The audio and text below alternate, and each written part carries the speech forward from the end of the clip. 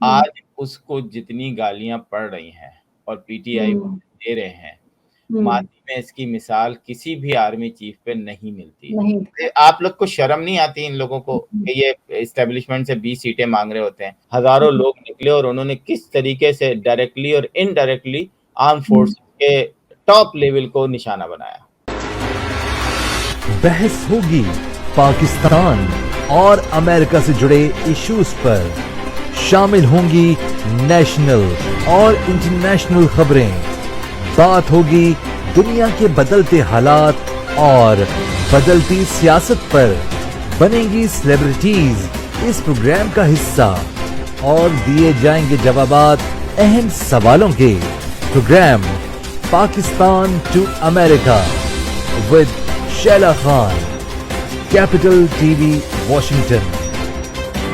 अस्सलाम वालेकुम viewers, Pakistan to America में शाला खान आपके साथ कैपिटल टीवी वाशिंगटन से। इस प्रोग्राम में दुनिया की latest top and trending stories शामिल होंगी। पाकिस्तान और अमेरिका से जुड़ी खबरों पर, दोनों मुल्कों की सियासत पर, हालात हाजिरा पर बहस होगी और इन सब पर अपना तजिया पेश करने के लिए मुख्तलिफ गेस्ट हमें मुख्तलिफ मुल्कों से ज्वाइन करते हैं। हमारे साथ मौजूद है इस वक्त कैपिटल टीवी वाशिंगटन अमेरिका के स्टूडियो से प्रोग्राम वाशिंगटन नाइट शो के एंकर आसिम सिद्दीकी साहब। अस्सलाम वालेकुम सर। जी, वालेकुम अस्सलाम। डॉलर के बारे में खदशात ये है कि 250 से कहीं ज़्यादा ऊपर जाएगा, या तकरीबन 250 तक तो चला ही जाएगा। डॉलर रेट वज़ीर आज़म की फौरी हंगामी तवज्जो का तलबगार है। रुपए की कदर को मुस्तहकम करना कोई तूफ़ानी काम या फिर मेरे ख़्याल में रॉकेट साइंस बिल्कुल भी नहीं है, और ना ही इसके लिए कोई आलमी मार्केट की जो पाबंदियाँ हैं, उसकी कोई मोहताजी है। जब तक डॉलर के रेट को काबू नहीं किया जाता, आप यकीन कीजिए कि रुपए का जो इस्तेहकाम है, वो भी नामुमकिन है, और महँगाई को कंट्रोल करना तो और भी तसव्वुर से मुहाल है, मतलब बिल्कुल आप नहीं सोच सकते। इसके एक मामले की तरफ तो हुकूमत को हंगामी तौर पर तवज्जो देने की बहुत ज़रूरत है। हुकूमत के पास ऑप्शन तो अभी भी बाकी है, जैसे कि रूस से तेल खरीदा जा सकता है। लेकिन इसके अलावा भी हुकूमत के पास एक और सुनहरी मौका था, सुनहरी मौका है, और वो है ईरानी तेल की सूरत में, या ईरानी तेल को खरीदने की सूरत में। अब वज़ीर ख़ारिजा जो बिलावल भुट्टो ज़रदारी हैं, ईरान के दौरे पर मौजूद रहे। उन्होंने विज़िट किया था वहाँ का। इसके साथ-साथ आप कह सकते हैं कि इस मुख्तलिफ हवालों से इंतहाई मस्बत या मददगार साबित हो सकता था उनका ये दौरा, लेकिन बहरहाल नहीं हो सका। मुश्किल फैसला लेने में ताख़ीर का ख़मियाज़ा आज पाकिस्तान की अवाम को एक यकमुश्त कीमतों और महँगाई जो है उसके उसके हौलनाक इज़ाफ़े की सूरत में बर्दाश्त करना पड़ रहा है। आसिम साहब, मैं बात करूँगी आपसे कि सवाल आपसे ये है कि मखलूत हुकूमत के क़याम के साथ ही मुश्किल फैसलों का एक तसलसल था, उसे शुरू हो जाना चाहिए था। मगर पहले इस हुकूमत ने मुश्किल फैसले में ताख़ीर इसलिए की कि गारंटी माँगते रहे, और अब इन्हें हुकूमत की मयार पूरी करने की जब गारंटी मिली तो उस वक़्त तक बहुत देर हो चुकी थी। मगर अब ताख़ीर का सबब क्या है? अब अगर मैं बात करूँ तो अब ताख़ीर का सबब क्या है? इनकी नाअहली कह सकते हैं? देखें, सबसे पहले आपने जो डॉलर की बात की, हुँ, डॉलर बढ़ेगा, नहीं बढ़ेगा, डॉलर बढ़ेगा तो मुश्किलात भी बढ़ेंगी। ये भी आप ठीक है। साथ-साथ याद रखें हुँ, कि ऐसा नहीं है कि और हम बहुत बहुत कुछ एक्सपोर्ट नहीं कर रहे। हुँ, हमें आईटी के प्रोफ़ेशन में जो है आना पड़ेगा, और जैसे इंडिया जो है इस वक़्त हुँ, बिलियंस ऑफ डॉलर जो है, वो हुँ, सिर्फ़ आईटी सॉफ्टवेयर एक्सपोर्ट कर रहा है हुँ, दुनिया में। तो और पाकिस्तान में मैं समझता हूँ कि बहुत सारे ऐसे लोग हैं जो कि हुँ, ये काम बड़े आसानी से कर रहे हैं। बल्कि अगर आप ffc.com पे जाएँ, जो हुँ, कि फौजी फाउंडेशन कंपनी है, और आपको हुँ, पता है उन्होंने भी हुँ, आईटी कंपनीज़ खोली हुई हैं, तो उनकी वेबसाइट पे लगा हुआ है, लेकिन वो शायद टैक्स नहीं देते हैं।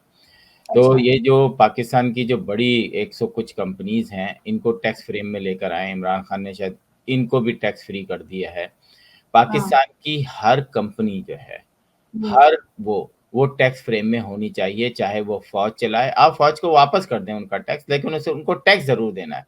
टैक्स ठीक से है। कोई एक बंदा भी जो है, कोई एक कंपनी भी जो है, हुँ, वो अलग नहीं होनी चाहिए, उसे देना है टैक्स। पहली बात तो सही, ये है। एक ठीक है। लेकिन पाकिस्तान के अंदर कभी ऐसा होगा नहीं, क्योंकि पाकिस्तान हुँ, के अंदर हुकूमत कौन चला रहा है, ये हुँ, आप सबको पता है।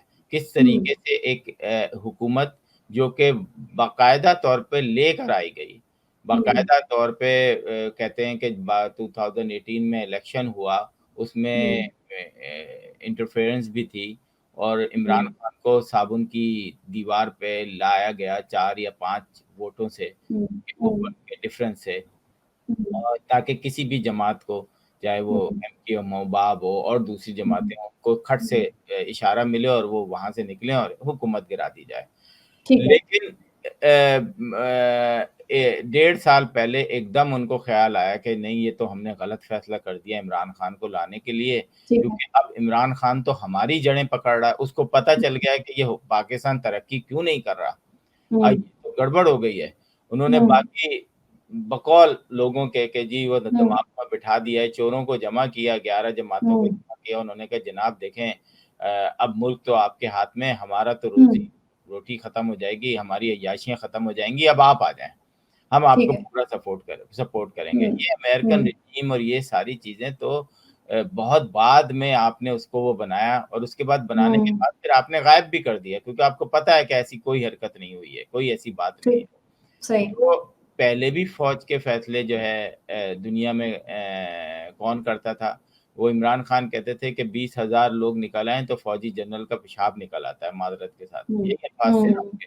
तो आज तो 20,000 क्या 20 लाख लोग भी निकल आते हैं तो कुछ नहीं होता। तो इससे ये तो साबित हो गया कि जो इस मुल्क में हैं वो वो फ़ौज के लोग हैं और फ़ौज के हमारे यहाँ अलग-अलग चीफ़ नहीं हैं, एक ही चीफ़ है, आर्मी चीफ़ जनरल बाजवा साहब। आज उसको जितनी गालियाँ पड़ रही हैं और पीटीआई दे रहे हैं, माज़ी में इसकी मिसाल किसी भी आर्मी चीफ़ पे नहीं मिलती।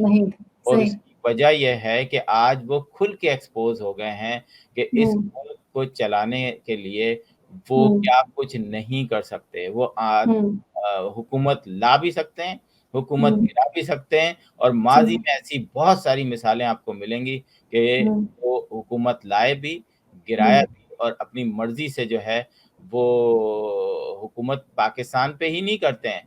पाकिस्तान की पॉलिटिक्स मतलब फ़ॉरेन सर्विसेज़ में घुसे हुए हैं। पाकिस्तान का जो पूरा सिस्टम है, उसके अंदर उन्होंने इतनी जगह वो कर ली है कि आप कोई इदारा हमें पसंद ही नहीं आता। ना हमें पुलिस पसंद आती है, ना हमें फ़ौज आईबी पसंद आती है। हम आईबी के इख्तियारात उठा के आईएसआई को दे देते हैं। मेरा ख़्याल है कि बूट पॉलिश की वो इंतहा है शहबाज शरीफ, जिन्होंने आज और जो फैसले उन्होंने किए हैं, वो इस बिल्कुल खुल के सामने आ गए हैं। इसी प्रोग्राम में आप मुझे मतलब सिविलियन इदारों के बंदे जो हैं वो अब फ़ौज जो है वो वहाँ पर सिलेक्ट करेगी, वो देखेगी, वो वहाँ पर उनको चेक करेगी, तो ये हालत है। आसिफ साहब दोबारा सवाल पे मैं आती हूँ। पाकिस्तान ने 34 नुकात पर मुश्तमिल 2 अलहदा इलेक्शन प्लान्स की तमाम शराइत पूरी कर ली। फैटफ की बात करें तो कोरोना की सूरत हाल का जायजा लेने के बाद वो पाकिस्तान का दौरा करेंगे, ठीक है, और उसके बाद पाकिस्तान को ग्रे लिस्ट से निकालने की उन्होंने कहा है कि हम निकाल भी देंगे। पाकिस्तान की जानिब से की गई जो इस्लाहात और पाकिस्तान की जो सलामती और इस्तेहकाम के लिए बड़ी ज़रूरी थी, जो कि सही बात हुई और बिलाशुबा अस्करी इदारों की अगर हम बात करें, तो उनको ये क्रेडिट जाता है और उस वक़्त की हुकूमत जो पीटीआई उसको भी जाता है क्योंकि 3.5 साल जो है वो काम भी हुआ। अब मैं पूछना ये चाह रही हूँ कि फैटफ कामयाबी पर शहबाज शरीफ ने बिलावल भुट्टो को मुबारकबाद दी, फिर बिलावल भुट्टो ने नवाज़ शरीफ को दी, नवाज़ शरीफ की मौलाना साहब को मुबारकबाद हुई, मौलाना की ज़रदारी को हुई और फिर ज़रदारी से शहबाज शरीफ साहब को हुई। अब मसला ये है कि लोग भी परेशान हैं, मैं भी हूँ, खुद मैं भी वीडियोज़ देख चुकी हूँ अखबारात में या वैसे भी खबरें आपकी तक भी और मुझ तक भी पहुँचती है। अवाम थोड़ी कन्फ्यूज़ है, मैं भी कन्फ्यूज़ हूँ, उसको थोड़ी-सी कन्फ्यूज़न दूर कीजिएगा। फैटफ कामयाबी पर मुस्लिम लीग नून, पीपल्स पार्टी और मौलाना जो हैं या इनके जो लोग हैं, वो मुबारकबाद क्यों दे रहे हैं और ले भी क्यों रहे हैं? क्रेडिट क्यों ले रहे हैं वो? और फैटफ कवानीन के बदले क्योंकि इन लोगों ने क्या किया था कि फैटफ कवानीन के बदले नैब कवानीन की जो तरमीम थी उसकी सौदेबाजी करने की भी कोशिश की थी और फैटफ कवानीन मंजूरी के बाद पार्लियामेंट से वॉकआउट भी करके गए थे। अक्सरियत ने तो वोट ही नहीं डाला था। तो फिर इनके दौर में आप कह लें कि इस दौर में पाकिस्तान फैटफ में फंसा भी था। तो क्या मतलब ये एक दूसरे को मुबारकबाद देना सही बनता है? या मतलब ये तो है तो क्रेडिट ये इमरान खान का जो 3.5 साल मेहनत की। एक बड़ा अच्छा जुमला इमरान खान का मशहूर था कि क्या हम गुलाम हैं? जी, आप गुलाम हैं, क्योंकि आपकी जो हरकतें हैं वो गुलामों वाली हैं। पाकिस्तानी हमेशा जो है वो रियासत के अंदर रियासत, ये मैंने ही नहीं कहा, बल्कि आपको याद होगा कि बहुत सारे लोगों ने यही कहा कि रियासत के अंदर एक और रियासत है। तहमीना दौलताना ने सबसे पहले टीवी पे बैठ के यही कहा था कि आज हम एक रियासत के अंदर रियासत जो है पाकिस्तानी फ़ौज चला रही है। तो अगर एक शख्स की बेल करवाई जाती है और वो बेल जो है वो किसी दूसरे दौर में कबूल होती है और बंदा बाहर आता है तो मुबारकबाद तो देनी पड़ती है ना। तो इससे परेशान नहीं होगा कि कौन किसके मुबारकबाद दे रहा है। ग्रे लिस्ट पे मैंने मेरा ख्याल है कि काफ़ी काम किया था उस पे। ये नवाज शरीफ के दौर पे नहीं बल्कि इमरान खान के दौर में आई थी ग्रे लिस्ट। जब इमरान खान हुकूमत में आए थे तो वो इस ग्रे लिस्ट में गए थे। इससे कोई फ़र्क नहीं पड़ता, मेरा नहीं ख्याल कि बहुत सारे ममालिक, ईरान भी है और बहुत सारे ममालिक ग्रे लिस्ट में हैं, ब्लैक लिस्ट में भी हैं। असल में जो आप फैसले करते हैं वो आपके मुल्क के लिए होते हैं या आप दूसरे मुल्क की गोद में बैठकर उनके मफादात से खेल रहे हैं।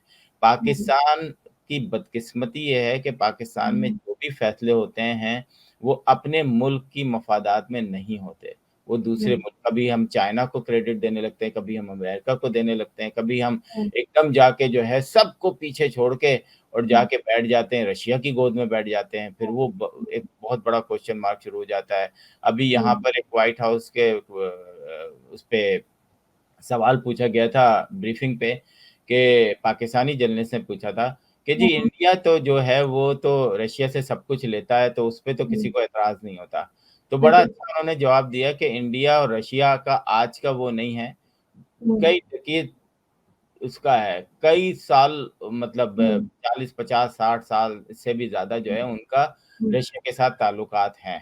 तो बस कहने का मेरा मतलब सिंपल ये है कि जिस दिन आपकी पार्लियामेंट फैसला करने लगेंगी, उस दिन मुल्क के मफादात में फैसले होने लगेंगे, चाहे पार्लियामेंट लंगड़ी, लूड़ी कुछ भी हो, वो ग्रो तो होने देना। मुझे एक बात है ना, पौधा जो होता है ना वो छोटे से बड़ा होता है, वो ऐसा नहीं होता कि एकदम आप कोई ऐसी खाद डाल देंगे दूसरे दिन जो है वो बड़ा दरख्त बन जाए। हर 10 साल, 15 साल बाद जो है आर्मी की डायरेक्ट इन्वॉल्वमेंट होती है आपकी हुकूमत में, वैसे तो इनडायरेक्टली चली रही होती है और वो आपको निकाल के बाहर भेज देते हैं, कभी ज़िया-उल-हक ले आते हैं, कभी मुशर्रफ ले आते हैं और कभी साइलेंट कू बाजवा साहब की शक्ल में ले आते हैं। ये मैं नहीं कह रहा, ये आपकी पूरी गवर्नमेंट कह रही है, पीटीआई कह रही है कि आज पाकिस्तान के जो हालात हैं, वो एक आर्मी चीफ की वजह से। तो अब क्या करें? ठीक है। असम साहब, कराची की मकामी अदालत ने डॉक्टर आमिर लियाकत हुसैन का पोस्टमार्टम कराने का हुक्म दिया। अब आमिर लियाकत हुसैन की कब्रकुशाई और पोस्टमार्टम की दरख्वास्त पर समाअत के बाद ये फैसला किया गया और आमिर लियाकत हुसैन की विरसा की जानिब से अदालत में कोई वकील पेश नहीं हुआ और सरकारी वकील ने ही अदालत में अपने दलाइल मुकम्मल किए और सरकारी वकील ने ही अदालत में मौक़िफ़ इख्तियार किया कि मरहूम के विरसा को किसी पर शक नहीं है और वो पोस्टमार्टम नहीं कराना चाहते। अदालत ने पेशी की गई जो रिपोर्ट थी उसके मुताबिक उन्होंने कहा कि एक्सरे में जो शोल्डर है उसकी हड्डी टूटी हुई है, अंदरूनी हिस्सों का जब तक जायजा नहीं लिया जाएगा, पोस्टमार्टम नहीं होगा, मौत की वजह नहीं पता चल सकेगी। तो मैं सवाल ये करना चाह रही हूँ कि क्या आमिर लियाकत हुसैन की फैमिली, जैसे कि वो नहीं चाहती है, इनका पोस्टमार्टम क्या ऐसे में कब्रकुशाई पोस्टमार्टम जो है वो उसका फैसला दुरुस्त है और माजी में कोई ऐसी मिसाल मिलती है? इस पे बहस बेकार है मेरा ख्याल है कि जब बेनज़ीर साहिबा का पोस्टमार्टम नहीं हो सका, पाकिस्तान के अंदर इतने गंदे कानून हैं, आपने ब्रिटिशर्स जो हैं वो ऐसे-ऐसे कानून छोड़ गए हैं, आपके फ़ौजी कानून अभी तक वही चल रहे हैं, ब्रिटिशर्स वाले अय्याशी वाले कानून चल रहे हैं।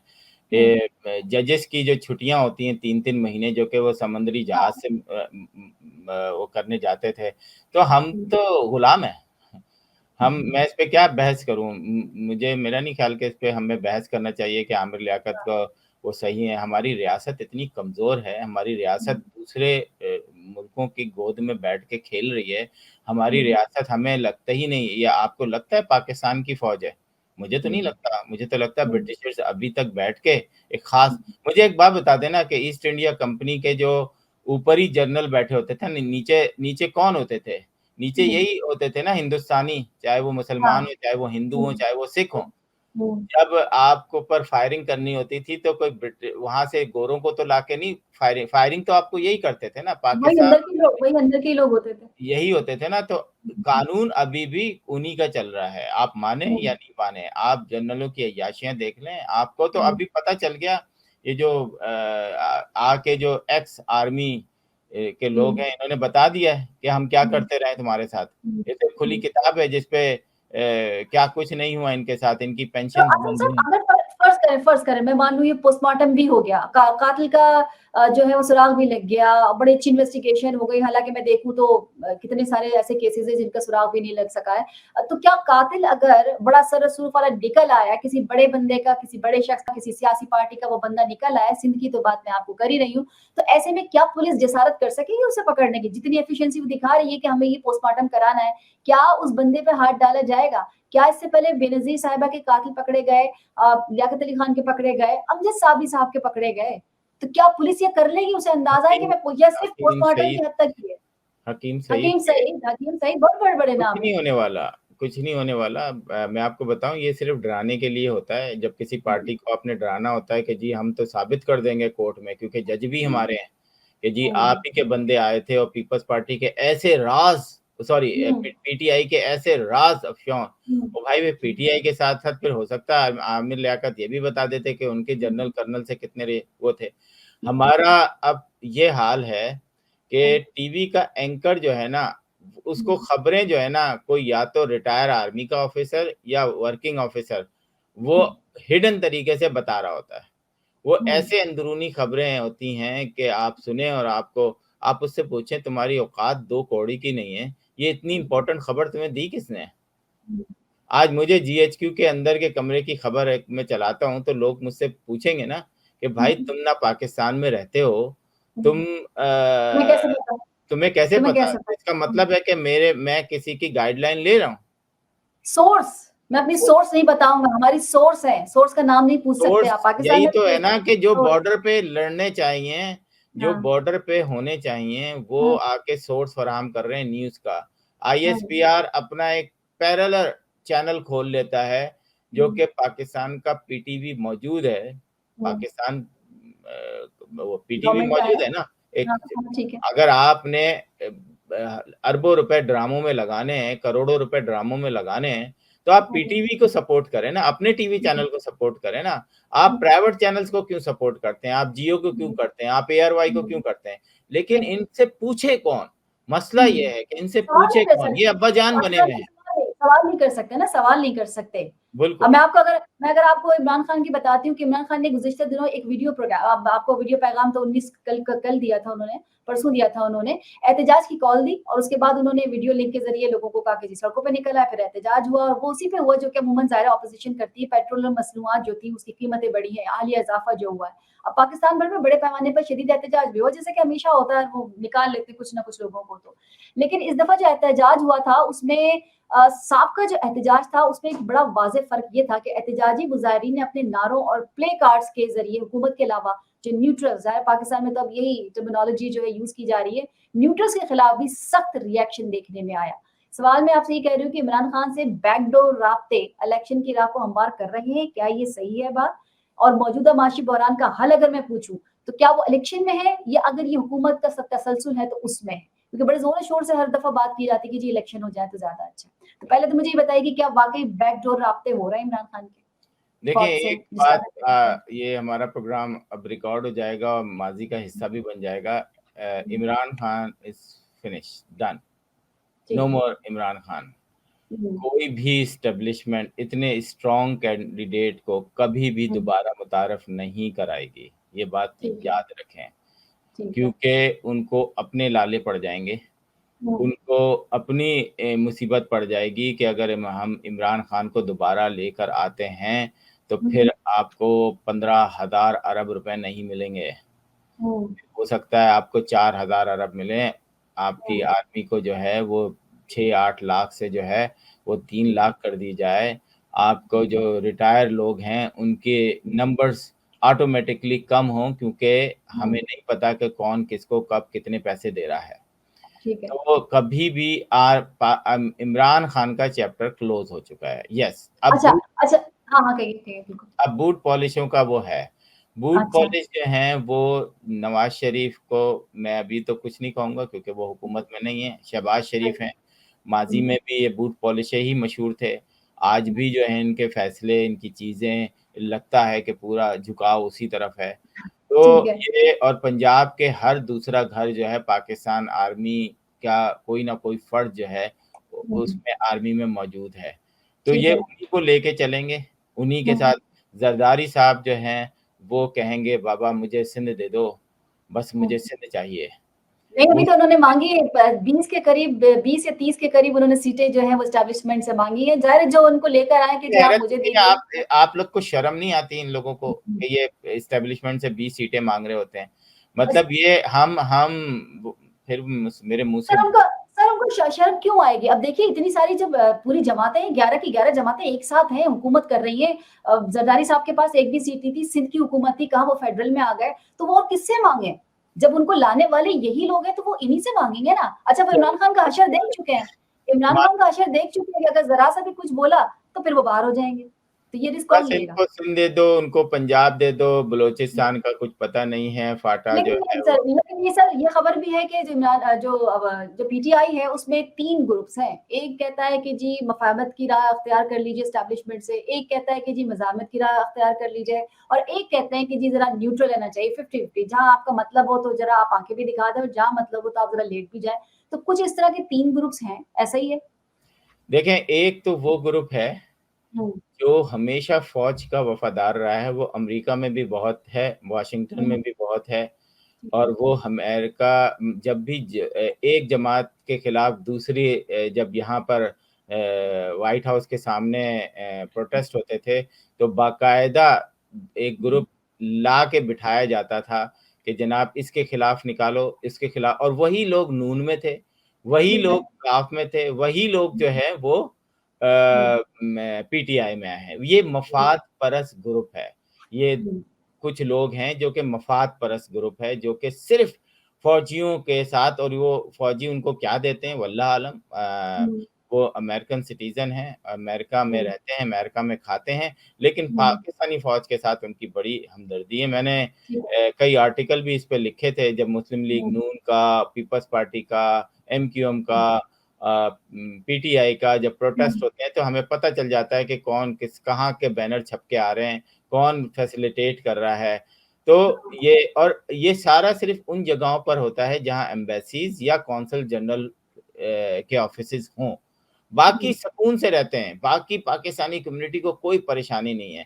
तो ये सही चंद लोग दर्जन भी हो सकते हैं, 100 भी हुँ, हो सकते हैं, ये हुँ, मफ़ाद परस्त ग्रुप है। मतलब ये हुँ, अपने मफ़ाद के लिए कुछ भी कर सकते हैं। इनसे ना पार्टी हुँ, से मोहब्बत है इनको, कल कोई नई हुँ, पार्टी आएगी उसमें जॉइन कर लेंगे। फिर एक हुँ, दूसरा ग्रुप आता है जो कि प्रो इमरान खान, जो कि वो हुँ, 50-60s का जो औरतें हैं, जो क्रश है जिनका था इमरान खान के ऊपर अपने ज़माने में, वो हुँ, पसंद करती थी। उन्होंने अपने बच्चों को भी ट्रेन कर लिया है कि हुँ, जनाब ये इमरान खान है, यही इसको निकाल सकता है और हुँ, वो एक ऐसा वो है जो कि इमरान खान अच्छा हो, बुरा हो, सही हुँ, बात करे, खराब बात करे और ज़्यादातर उनमें से किसी का भी कभी माज़ी में कोई ताल्लुक नहीं रहा किसी जमात से। वो ठीक प्रो है।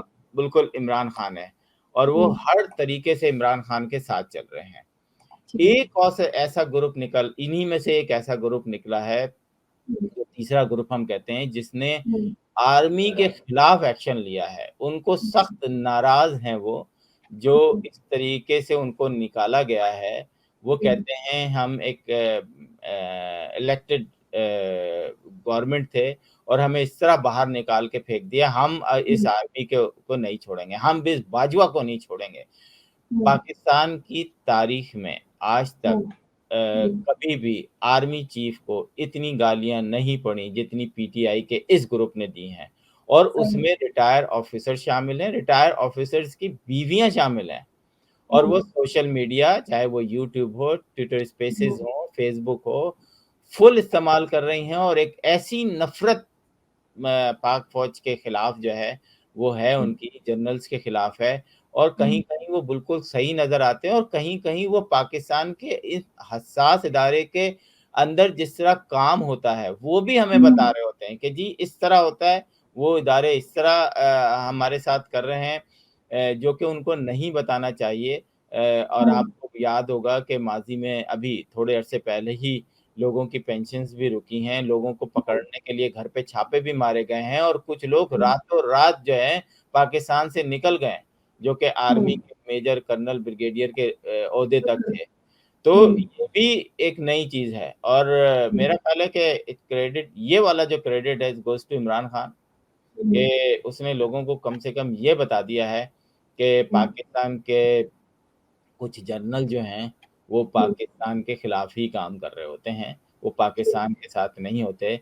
ये उनका मौक़िफ़ है, मेरा नहीं है। मैं मतलब मेरे पे वो ना लगे, लेकिन उन्होंने अपने लोगों को ये बताने की पूरी कोशिश की है और आज आपने देखा कि कराची से लेकर लाहौर, पेशावर, पिंडी, पता नहीं कहाँ-कहाँ हज़ारों लोग निकले और उन्होंने किस तरीके से डायरेक्टली और इनडायरेक्टली आर्म्ड फोर्सेस के टॉप लेवल को निशाना बनाया। बिल्कुल। आसिम साहब बहुत कम वक़्त रह गया है, तो मैं चाहूँगी इससे पहले कि आप लास्ट कमेंट करें, एक आंसर देते हुए जाइएगा, कमेंट करते हुए जाइएगा बहुत मुख्तसर सा। सदर आरिफ अलवी जो है उन्होंने पाकिस्तान तहरीक-ए-इंसाफ की गुज़िश्ता हुकूमत की जानिब से जो इलेक्ट्रॉनिक वोटिंग मशीन जो थी और ओवरसीज़ पाकिस्तानी जो थे ओवरसीज़ वोटिंग से मुतालिक जो मुतनाज़ा तरमीम थी, उसे ख़त्म करने का जो बिल था, उस पे बगैर दस्तखत के वापस कर दिया। वो बाद में ख़ैर मंज़ूर हो गया था, वो एक अलग बात है। लेकिन स्पीकर पंजाब की अगर मैं बात करती हूँ, इन्हीं चौधरी परवेज़ इलाही की, तो इधर सूबे में गवर्नर की जानिब से जारी ऑर्डिनेंस और तमाम नोटिफिकेशंस को लाहौर हाई कोर्ट में चैलेंज कर दिया है।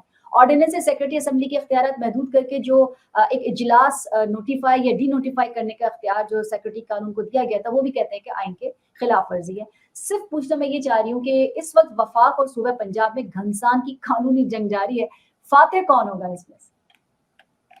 जिनका जिक्र अभी इससे पहले मैंने किया था ये फातेह वही होंगे।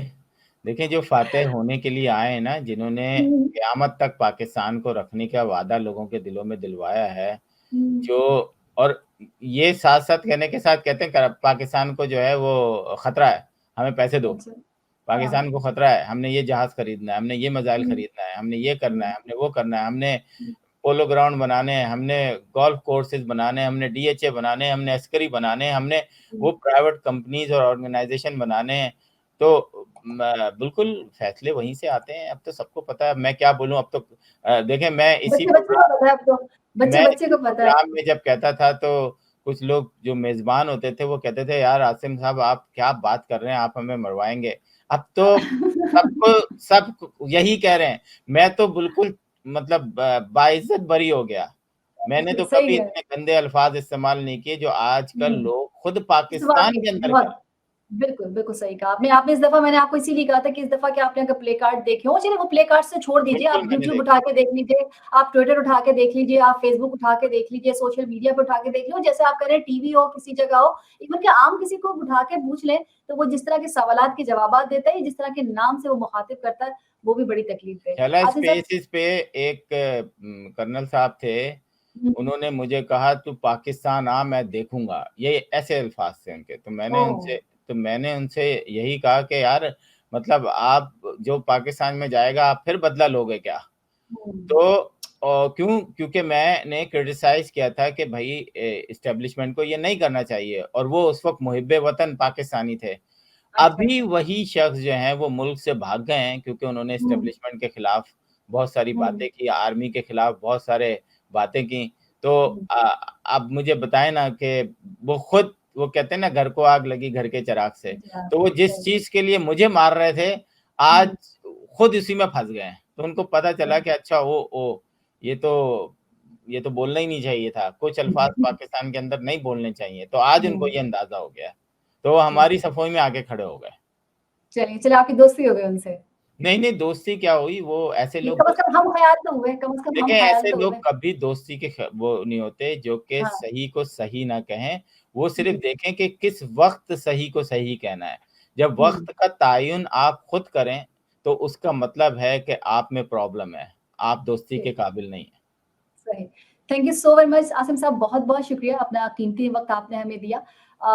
और इसके साथ ही प्रोग्राम का वक्त खत्म हुआ। इससे पहले कि अपने नाज़रीन से हम इजाजत चाहे, वही बात जो मैं हमेशा कहती हूँ कि सोशल मीडिया प्लेटफॉर्म पर कैपिटल टीवी वॉशिंगटन के फेसबुक पेज को लाइक कीजिएगा, यूट्यूब चैनल को सब्सक्राइब कीजिएगा और कैपिटल टीवी वॉशिंगटन की जो एप्लीकेशन है उसे जरूर इंस्टॉल कर लीजिएगा ताकि दुनिया में किसी भी जगह हो आप हमारे प्रोग्राम्स को देख सकें।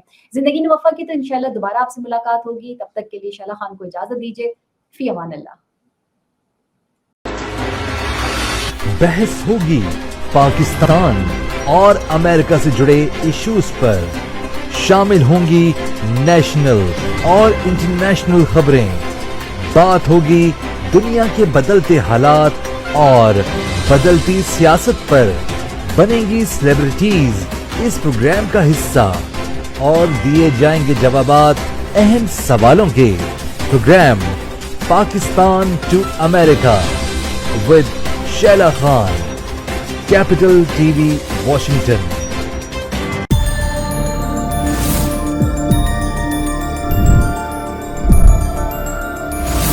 You are watching Capital TV Washington. The best South Asian TV channel in North America.